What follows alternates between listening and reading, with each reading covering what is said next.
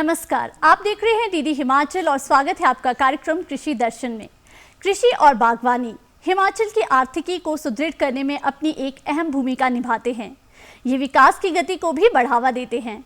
हिमाचल में विभिन्न फल किस्मों का उत्पादन कई तरह से किया जा रहा है। यहाँ की विभिन्न मौसमी परिस्थितियों, भौगोलिक परिस्थितियों को देखते हुए बागवानी विभाग कई तरह की नर्सरियों का उत्पादन करता है।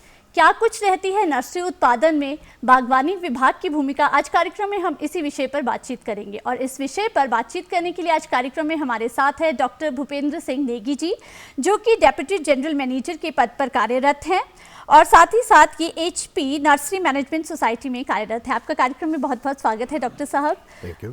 सबसे पहले डॉक्टर साहब, जिस तरह से HP नर्सरी मैनेजमेंट जो सोसाइटी है, सबसे पहले इसी के बारे में आपसे जानना चाहेंगे कि आखिर ये क्या है और किस तरह से ये जो कार्य करता है। Himachal Pradesh nurseries management society का गठन 19 जनवरी 2016 को हुआ है। जी।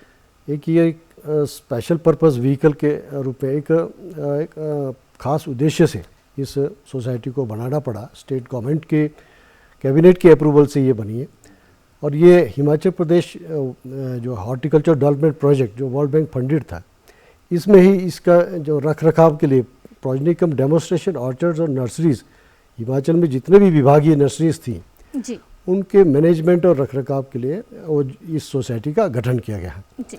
और इसी प्रोजेक्ट में 160 करोड़ का प्रावधान इसमें किया गया और 36 PCDOs हमारे इस विभागीय जो है इसमें लिए गए थे इस प्रोजेक्ट। तो इनके सबका जितने भी नर्सरीज है विभाग के पास थी और सोसाइटी मोड पे उनको फंक्शन करने के लिए एक MOU किया जाता है और उस MOU में जितने as it is and where is it, जैसे है वैसे उसका रख रखाव, मतलब इसमें किसी के लैंड ट्रांसफ़र या इसकी कोई इसमें आवश्यकता नहीं है जी। सिर्फ एक सोसाइटी मोड में उसको रन करने के लिए, इसको चलाने के लिए जो इस सोसाइटी का गठन किया गया, ताकि जो भी फंड्स हम इनकम जनरेट करेंगे और उसी बगीचे में हम लगा सकें।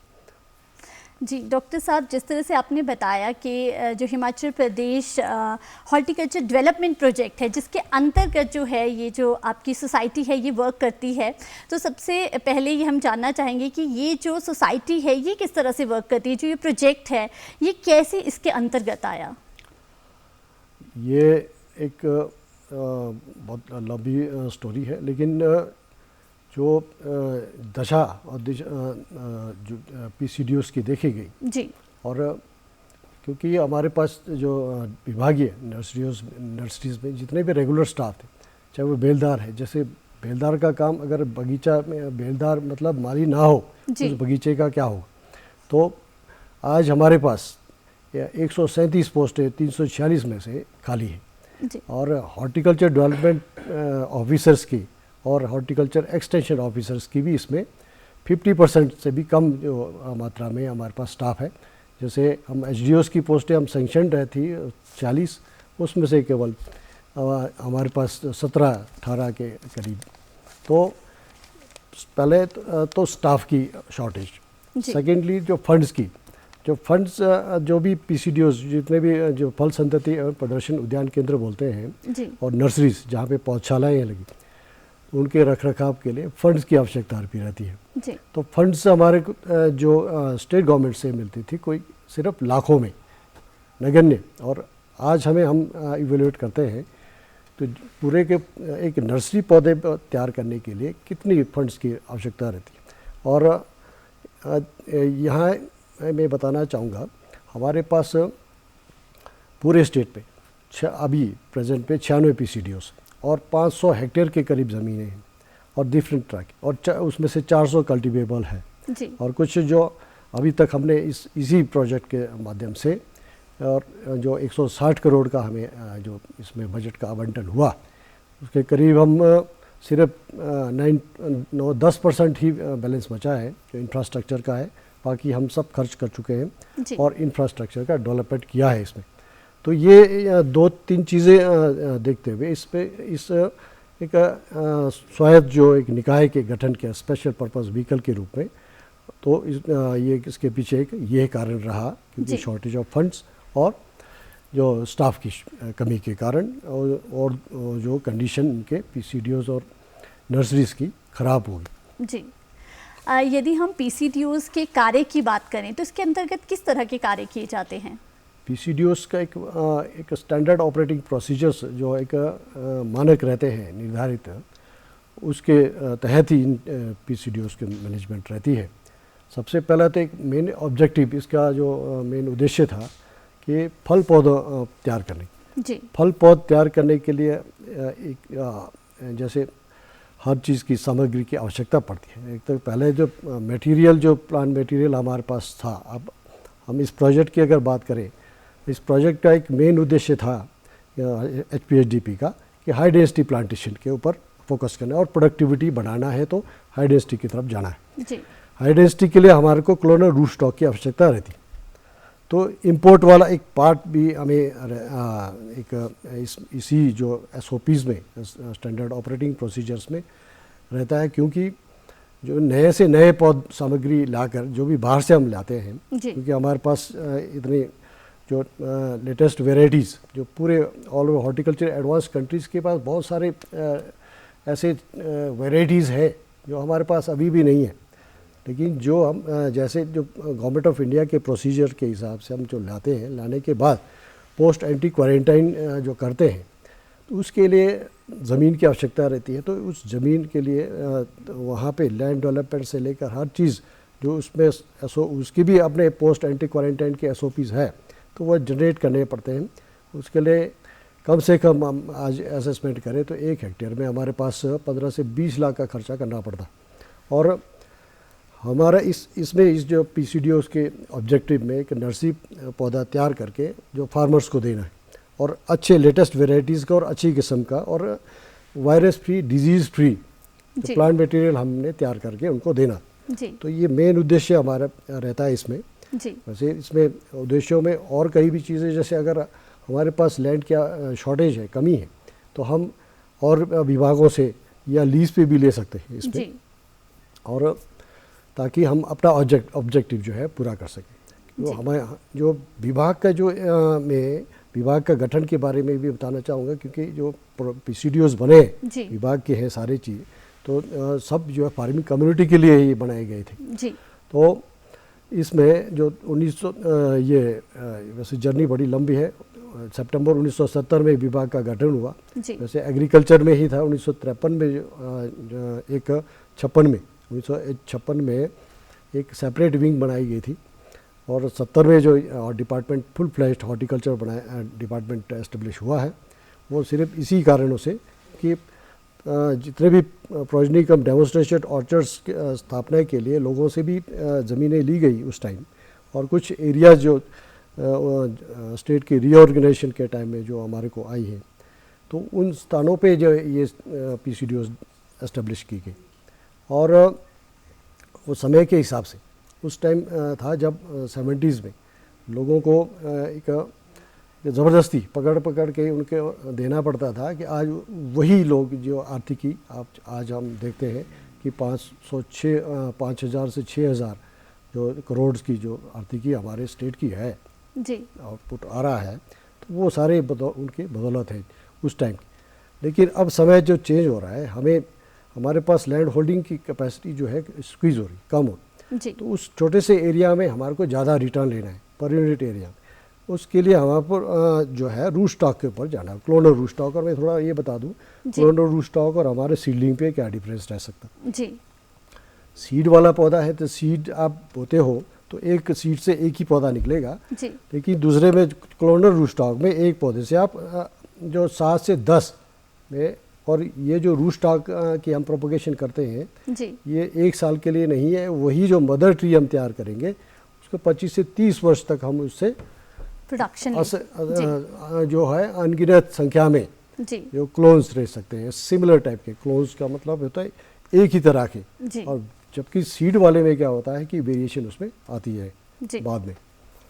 डॉक्टर साहब, जिस तरह से आपने पीसीडीओज के बारे में बताया कि किस तरह से ये बागवानों की आर्थिकी को और सुदृढ़ करने के लिए कार्य कर रहे हैं, ज़्यादा से ज़्यादा लोगों के पास अच्छे पौधे पहुंचे, जिस तरह से आपने कहा कि वायरस ना हो, कोई बीमारी ना हो, तो आपसे ये जानना चाहेंगी कि कहाँ कहाँ पर ये जो केंद्र है ये स्थापित किए गए हैं, अब तक कितने केंद्र ऐसे हैं जो कार्य कर रहे हैं? जी, हमारे पूरे ज़िले में जी, हर जो बागवानों के गांव के स्तर तक, गांवों में हर जगह जो प्रोजेनिकम डेमोस्ट्रेशन ऑर्चर्ड और नर्सरीज है। जी, क्योंकि जैसे मैंने पहले बताया, एक ऑब्जेक्टिव के वजह से जो है गाँव में के नज़दीक ये जो खोले गए, ताकि वहाँ से जो जितना भी मटेरियल, प्लांट मटेरियल तैयार हो, और उसमें ये नहीं कि वो उनके उसी एरिया में ही फोकस्ड है, वो 8 किलोमीटर के दायरे में कम से कम उसका इम्पैक्ट जो है स्टडी होता है, और एक न्यूक्लियस का काम करता है वो।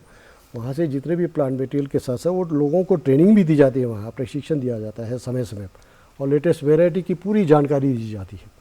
तो पूरे स्टेट में हमारे पास आज जो 96 की PCDOs है, जैसे मैंने पहले ही बताया था, उस सबका कार्य ये है कि वह मेन जो एक हॉर्टिकल्चर के एक रीढ़ की हड्डी है, जो इसको आप पौधे को बोल सकते हैं, ये पौधे के ऊपर ही सारा मार्केटिंग से लेकर जितने भी हमारा इंफ्रास्ट्रक्चर है, जो HPMC है, चाहे मार्केटिंग बोर्ड बने हैं, चाहे यूनिवर्सिटीज़ है, ये सारे जो है प्लांट मटेरियल के ऊपर निर्भर है। जी, और ये आर्थिकी के जो आप बात की, आज एक हॉर्टिकल्चर डेवलपमेंट में, और जैसे इस सोसाइटी का गठन किया गया, तो सोसाइटी गठन करने के पीछे जो कारण रहे थे वो जैसे मैंने बताया जी, लेकिन इसमें जो लेटेस्ट वेराइटीज़ जो हम इंपोर्ट करते हैं, हर साल पिछले आपने वो देखा होगा, इसी प्रोजेक्ट में शुरू में इटली और उधर से नीदरलैंड से, फ्रांस से भी आया है, और 4 सालों में पिछले US से इंपोर्ट करते आए हैं, और बहुत अच्छी लेटेस्ट क्वालिटी का, और हमारे यहाँ पे सर्वाइवल परसेंटेज 95% से ऊपर रहा।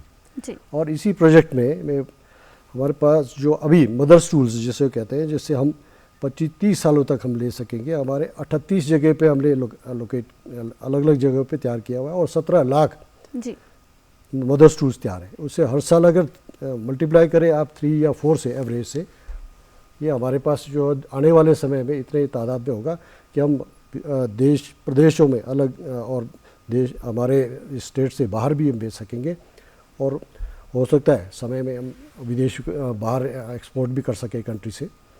और डेमोस्ट्रेशन ऑर्चर्ड डेमोस्ट्रेट करना एक वेराइटी के बहुत ज़रूरी, जब तक उसको आप फ्रूटिंग ना देखें तब तक कोई विश्वास नहीं करता है कि भाई कौन सा पौधा हम जो दे रहे हैं बागवान को, उसके ऊपर वो क्या वही पौधा वो निकलेगा, वही क्वालिटी उसमें, कैरेक्टर्स उसमें आएंगे नहीं आएंगे, वो डाउट ना रहे।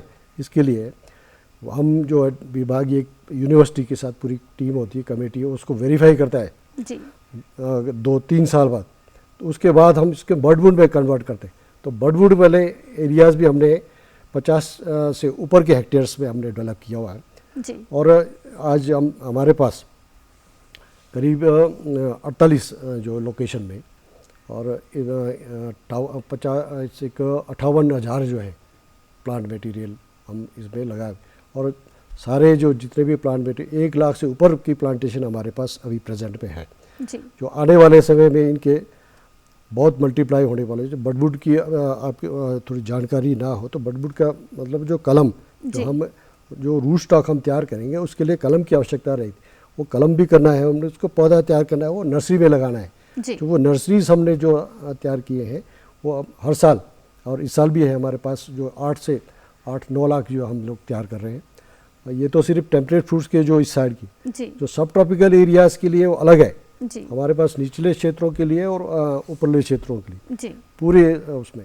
जैसे आप शुरू में हिमाचल स्टेट को सेब राज्य से जाना जाता है, सिर्फ सेब। तो अब जो है फल राज्य की तरफ हम बढ़ रहे हैं। फल राज्यों के लिए हमारे ये जो प्रोजेक्ट था ये टेम्परेट फ्रूट्स के लिए था, Himachal Pradesh horticulture development project जो वर्ल्ड बैंक फंडेड था, और HP शिवा जो सब ट्रॉपिकल एरियाज़ के लिए अब 2020 में ये हुआ है, और अभी जो है 2028 तक ये चलेगा। इसमें काफ़ी जो इस प्रोजेक्ट से ज़्यादा की फंडिंग है इसमें, और ज़्यादातर बागवानों के वहाँ पे क्लस्टर लेवल पे काम हो।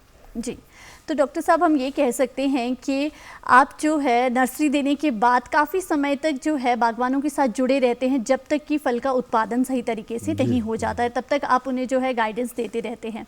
सर, बात आती है पीसीडीओज़ के रख रखाव की, ये बहुत ज़्यादा ज़रूरी हो जाता है कि नर्सरी की जो मैनेजमेंट है वो बहुत अच्छे से हो। तो ये कार्य किस प्रकार से किया जाता है, कितना आपका स्टाफ जो है वो इससे जुड़ा रहता है, और यदि हम बजट की बात करें तो बजट का क्या प्रावधान रहता है इस सब के लिए? हम जो जैसे मैंने पहले कहा स्टैंडर्ड ऑपरेटिंग प्रोसीजर्स है जी, उसमें एक एनुअल एक्शन प्लान भी आता है, जो एनुअली हमने क्या चीज़ें किस पीसीडीओज़ में कितना करना है जी, वो सारा डिफाइंड होता है, वो सब अप्रूव होता है जी, एक बार ही में। वो उसमें हमारे जो सोसाइटी के ऊपर ये बोर्ड ऑफ डायरेक्टर्स है, बोर्ड ऑफ डायरेक्टर्स में प्रोजेक्ट डायरेक्टर है, इसके प्रेसिडेंट और डायरेक्टर्स होते हैं, डायरेक्टर रिसर्च दोनों यूनिवर्सिटीज़ के, जी, पालमपुर यूनिवर्सिटी और नॉन यूनिवर्सिटी, जी, और मेंबर सेक्रेटरी हम जो जनरल मैनेजर है एचपी नर्सरीज मैनेजमेंट सोसाइटी की, उसके ऊपर की बॉडी है गवर्निंग बॉडी, उसमें सेक्रेटरी हॉर्टिकल्चर इसके चेयरमैन होते हैं, एसीएस फाइनेंस भी उसमें मेंबर्स हैं, वाइस चांसलर यूनिवर्सिटीज़ के, दोनों डायरेक्टर एग्रीकल्चर हॉर्टिकल्चर के। तो ये सारे चीज़ें, तो ये सब जो है एक ही टाइम में जो अप्रूव करवाते हैं, अप्रूवल चाहे वो हमें लोग जो फंडिंग की आवश्यकता है, फंड की प्रबंधन करना है, चाहे वो स्टाफ का अरेंजमेंट करना है, हमने कहीं इरिगेशन का सेटअप करना है। इस प्रोजेक्ट में हमने करीब आज तक इस 5-6 सालों में 60 लाख लीटर कैपेसिटी का हमने डेवलप किया है। 60 लाख लीटर कैपेसिटी बहुत होता है। और इस प्रोजेक्ट में दो चीज़ें मैं भूल गया हूँ, सेंटर ऑफ एक्सीलेंस जो डेवलप हमारे एक शिलारू में है टेम्परेट जोन का, जो जैसे जो पतझड़ जो जिनके पत्तियां जड़ जाते हैं, जो टेम्परेट फ्रूट्स वाले हमारे, उस जोन के यहाँ पे ट्रेनिंग होगी। पूरा इंफ्रास्ट्रक्चर डेवलप हो चुका है। और इसी तरह सब टेम्परेट वाला पार्ट पालमपुर में जी, 2 हमारे सेंटर ऑफ एक्सीलेंस इस प्रोजेक्ट में जी बन रहे हैं। और सिर्फ सिविल इंफ्रास्ट्रक्चर अभी ट्रेनिंग फैसिलिटी जो फार्मर्स की ट्रेनिंग होगी जी, हमारे स्टेट की नहीं, पूरे इंडिया से बाहर से भी आ सकते हैं। तो ये इसमें कोई अभी तक 15-1 करोड़ हम खर्च कर चुके हैं। 20-21 करोड़ का इसमें प्रावधान है रखा हुआ दोनों सेंटर्स में जी। तो इस प्रोजेक्ट में कंप्लीट होगा। तो ये सारी की सारी ये भी सब चीज़ जो भी हम एचपी नर्सरीज मैनेजमेंट सोसाइटी की रिक्वायरमेंट रहती है, चाहे वो स्टाफ की है, फंडिंग की है, सब ये एनुअल एक्शन प्लान जो है फाइनल होता है, वो ये अप्रूवल जो है बीओडी से लेकर गवर्निंग बॉडी तक हुआ जाती है, फिर जाके हमारा इम्प्लीमेंटेशन शुरू होता है। जी डॉक्टर साहब, यदि नर्सरीज़ को बागवान जो हैं वो आपसे संपर्क करना चाहते हैं, वो आपसे नर्सरीज़ लेना चाहते हैं, तो क्या प्रोसीजर रहता है सारा का सारा? किस तरह से वो आपसे संपर्क कर सकते हैं? कितने समय पहले ये ज़रूरी हो जाता है उनके लिए कि वो आपसे संपर्क करें, अपनी डिमांड रखें, कितनी उनकी रिक्वायरमेंट है? और रिक्वायरमेंट की फुलफिलमेंट के बारे में भी ज़रूर जानना चाहेंगे कि विभाग कितना फुलफ़िल कर पा रहा है अभी बागवानों की रिक्वायरमेंट को। देखिए, इस प्रोजेक्ट के आने से पहले जी हमारे तकरीबन जो पूरे स्टेट में विभागीय और प्राइवेट नर्सरीज को मिलाकर 25 से 30 लाख की जो डिस्ट्रीब्यूशन होती जी।